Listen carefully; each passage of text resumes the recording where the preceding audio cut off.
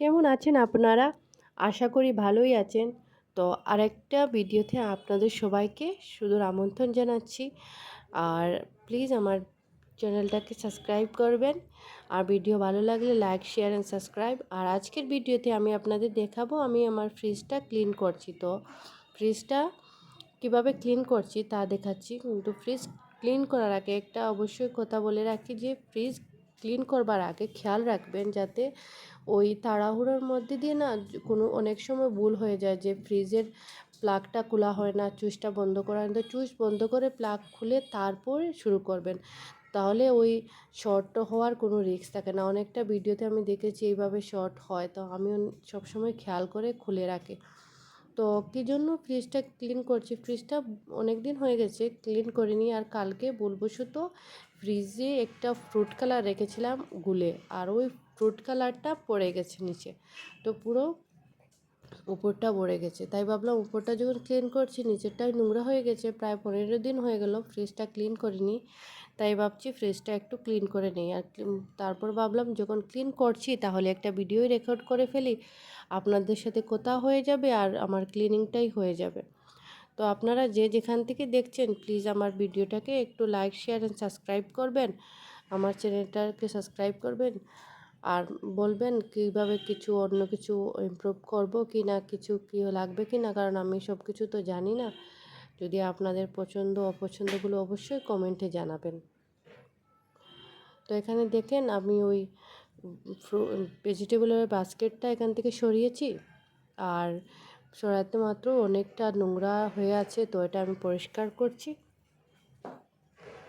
পরিষ্কারের জন্য আমি কোনো স্পেসিফিক কোনো ক্লিনার ইউজ করছি না। আমি শুধু ওই একটা সুতির কাপড় আছে না, কটনের কাপড়টাকে আমি সার্ফ জলে ভিজিয়ে ওটাকে পরিষ্কার করছি।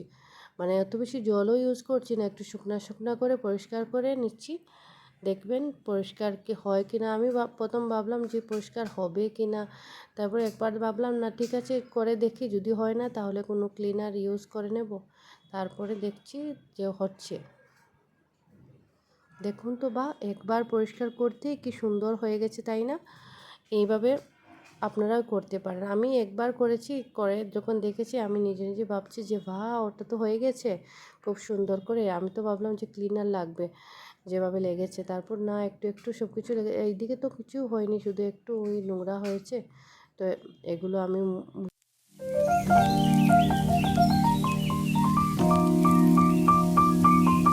আর বাকি যেগুলো আছে রেক রেক বাস্কেট এগুলো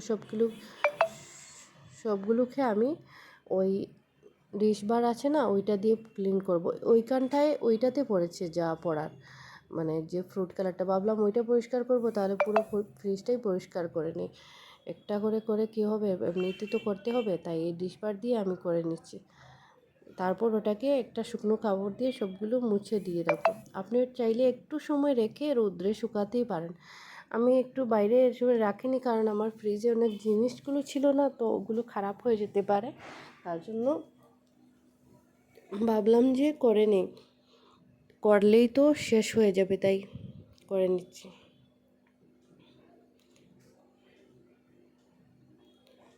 আর এইগুলো যে রেক আছে ওইগুলোটা তেমন একটা ক্লিনিংয়ের প্রয়োজন হয় না, কারণ এগুলো তেমন একটা, আমার এখানে তো তেমন একটা নোংরা হয় না। কিন্তু ওই যেটাতে ভেজিটেবল বাস্কেটটা থাকে ওইটাতে একটু নোংরা বেশি হয়। আর এখন তো আমার শেষ, আমি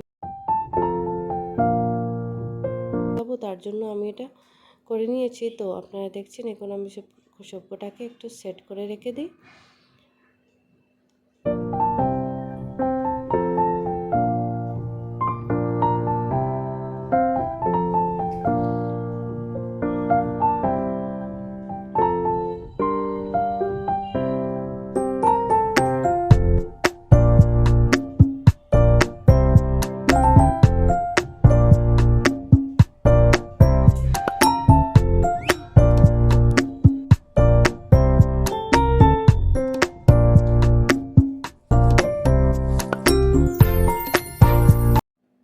এখন আমি জিনিসগুলো সেট করে রেখে দিয়েছি, যেভাবে যেগুলো ছিল সব কিছু ভিতরে ঢুকিয়ে রেখে দিয়েছি।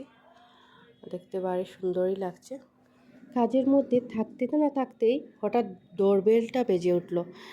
তারপর বলল যে পার্সেল নিয়ে এসেছি। তারপর ভাবলাম যে পার্সেল, তারপর মনে হলো না, ফ্লিপকার্ট থেকে একটা ফার্নিচার অর্ডার দিয়েছিলাম, বেড সাইড টেবিল, তো ওটা এসে গেছে।